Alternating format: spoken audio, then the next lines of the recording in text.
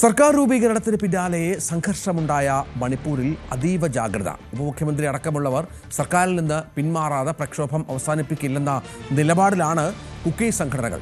സംഘർഷം കണക്കിലെടുത്ത് കൂടുതൽ സുരക്ഷാ സേനയെ വിന്യസിച്ചു. രാകേഷ് ചേരികയുടെ രാകേഷ്, ഏതാണ്ട് ഒരു വർഷം നീണ്ട രാഷ്ട്രപതി ഭരണം അവസാനിപ്പിച്ചാണ് അവിടെ ഒരു പുതിയ സർക്കാർ രൂപീകരിക്കപ്പെട്ടത്. പക്ഷേ അതും സംഘർഷം അവസാനിപ്പിക്കാൻ കാരണമാകുന്നില്ല എന്നാണോ? തീർത്തും അശാന്തമാണോ മണിപ്പൂർ? അത് രഞ്ജിത്ത്, ഒരു വർഷത്തോളം രാഷ്ട്രപതി ഭരണത്തിന് കീഴിലായിരുന്നു മണിപ്പൂർ ഉണ്ടായിരുന്നത്. സംഘർഷത്തെ തുടർന്ന് ഏതാണ്ട് 2023 തുടങ്ങിയ സംഘർഷം, ആ സംഘർഷത്തിൽ 200-ലധികം ആളുകൾ മെയ്തൈ വിഭാഗത്തിനും കുക്കി വിഭാഗത്തിനുമായി കൊല്ലപ്പെട്ടു. പക്ഷേ അതിനുശേഷം ഏതാണ്ട് 2025 ഫെബ്രുവരിയോടുകൂടി മുഖ്യമന്ത്രി ബിരേൻ സിംഗിന് പാർട്ടിയിൽ നിന്ന് തന്നെ വലിയ പ്രതിഷേധമുണ്ടായി. അങ്ങനെ കോൺഗ്രസ് അടക്കം പ്രതിപക്ഷ പാർട്ടികൾ അവിശ്വാസം കൊണ്ടുവരും. ആ അവിശ്വാസത്തെ BJP MLA-മാർ തന്നെ പിന്തുണയ്ക്കുമെന്നൊരു സാഹചര്യം വന്നപ്പോഴാണ് മുഖ്യമന്ത്രി രാജിവെക്കുന്നത്. അതിനുശേഷം കൃത്യം ഒരു വർഷം പിന്നിടുമ്പോഴാണ് അടുത്ത സർക്കാർ അധികാരമേറ്റത്. കഴിഞ്ഞ ദിവസമായിരുന്നു സത്യപ്രതിജ്ഞ ചടങ്ങ്. യുംനാം ഖേംചന്ദ് പുതിയ മുഖ്യമന്ത്രിയായി. ആ സർക്കാരിൽ കുക്കി വിഭാഗത്തിനുള്ള ഒരു വനിതാ നേതാവ് കൂടി ഇപ്പോൾ ഉപമുഖ്യമന്ത്രിയായി സത്യപ്രതിജ്ഞ ചെയ്തു. ഇന്നലെ മണിപ്പൂർ ഭവനിൽ വെച്ച്, ഡൽഹിയിൽ വെച്ചായിരുന്നു വീഡിയോ കോൺഫറൻസിലൂടെയാണ് ഈ ചടങ്ങ് നടന്നത്.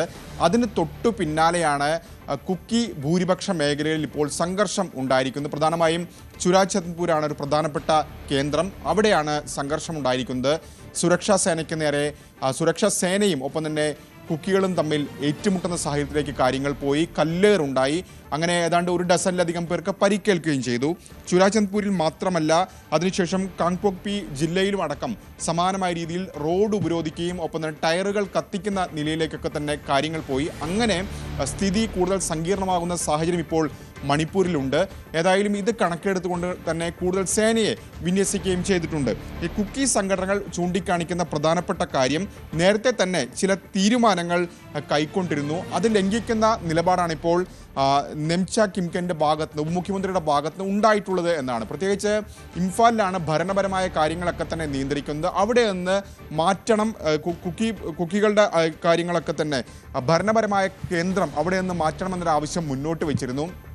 അത് അംഗീകരിക്കാത്തോടത്തോളം കാലം സർക്കാരിൻ്റെ ഭാഗമാകേണ്ടതില്ല എന്ന നിലപാടായിരുന്നു കുക്കി സംഘടനകൾ സ്വീകരിച്ചിരുന്നത്. അതിപ്പോൾ ഉപമുഖ്യമന്ത്രിയായി സത്യപ്രതിജ്ഞ ചെയ്ത നിംച ലംഘിച്ചിരിക്കുന്നു എന്നാണ് ഏതായാലും കുക്കി സംഘടനകൾ ഇപ്പോൾ ചൂണ്ടിക്കാണിക്കുന്ന പ്രധാനപ്പെട്ട കാര്യം. മാത്രവുമല്ല, ബഹിഷ്കരണത്തിനും ആഹ്വാനവും ഇപ്പോൾ കുക്കി സംഘടനകൾ നൽകുകയും ചെയ്തിട്ടുണ്ട്. അതായത് കുക്കി സംഘടനകൾ ചൂണ്ടിക്കാണിക്കുന്ന പ്രധാനപ്പെട്ട കാര്യം, നിലവിൽ സംഘർഷം അല്ലെങ്കിൽ സർക്കാരിൻ്റെ ഭാഗമാകാതെ അന്ന് പിന്മാറാതെ ഒരു തരത്തിലും വിട്ടുവീഴ്ചയ്ക്കില്ല എന്ന നിലപാടിലേക്ക് അവർ എത്തുകയും ചെയ്യുകയാണ്. മാത്രവുമല്ല, സർക്കാരിനുമായി പങ്കാളിത്തമുണ്ടാക്കുന്ന അല്ലെങ്കിൽ അവരുമായി ബന്ധപ്പെട്ട് നിൽക്കുന്ന എല്ലാ MLA-മാരെയും ബഹിഷ്കരിക്കുമെന്ന പ്രഖ്യാപനം കൂടി ഈ ഘട്ടത്തിൽ കുക്കി സംഘടനകളുടെ ഭാഗത്തുനിന്ന് ഉണ്ടായിട്ടുണ്ട്. ഇതുപോലെ JF7 എന്ന് പറയുന്ന സംഘടന, അത് വിരമിച്ച സൈനികരുടെ അടക്കമുള്ള അല്ലെങ്കിൽ സ്വാതന്ത്ര്യ സമര സേനാനികളുടെ ഒക്കെ തന്നെ ഭാഗമായ സംഘടനയാണ്, കുക്കി സംഘടനയാണ്.